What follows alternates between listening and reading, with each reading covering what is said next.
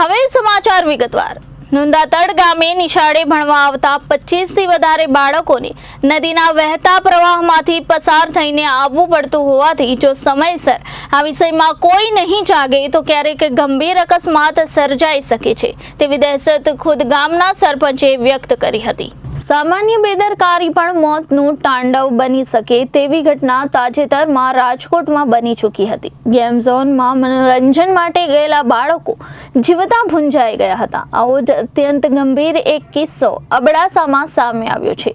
નુંદાતડ ગામે નિશાળે ભણવા આવતા 25 થી વધારે બાળકોને નદીના વહેતા પ્રવાહમાંથી પસાર થઈને આવવું પડતું હોવાથી જો સમયસર આ વિષયમાં કોઈ નહીં જાગે તો ક્યારેક ગંભીર અકસ્માત સર્જાઈ શકે તેવી દહેશત ખુદ ગામના સરપંચે વ્યક્ત કરી હતી।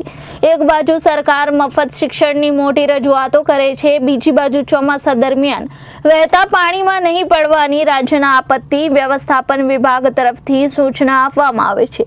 ત્યાં અબડાસાના નુંદાતડ ગામની નજીક રબારી વાંઢના વિદ્યાર્થીઓ ભણવા માટે નદીના ધસમસતા પ્રવાહમાંથી પગે ચાલીને આવજા કરે છે।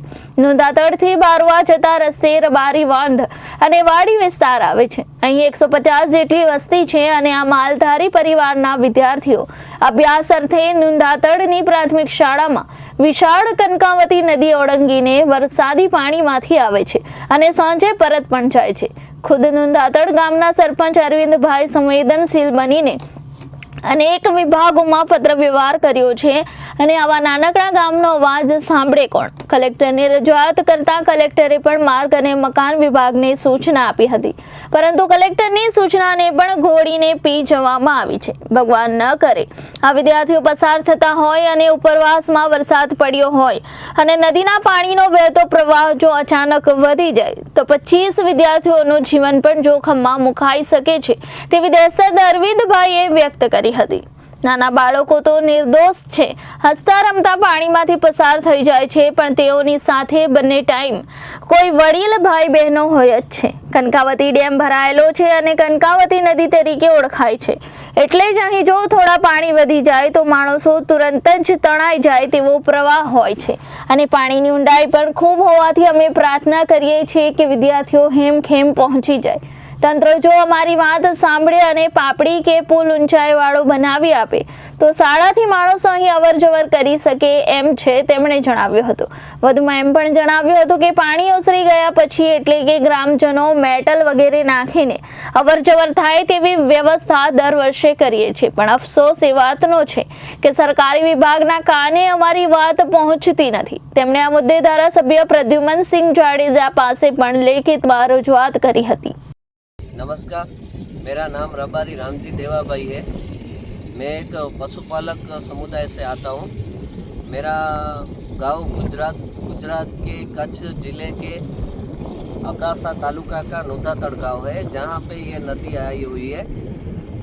यहाँ से 20 किलोमीटर आगे जो कंकावटी गांव है वहाँ सिंचाई के लिए डैम बनाया गया है, जिसमें 52 गाँवों का पानी आता है और जब वो उस डैम का पुल भर जाता है तब जब बाढ़ आती है तब ये नदी फुल भर जाती है। उसके लिए हमको 4 से 5 दिनों के लिए कुछ इधर भी आने जाने के लिए रास्ता नहीं बचता है।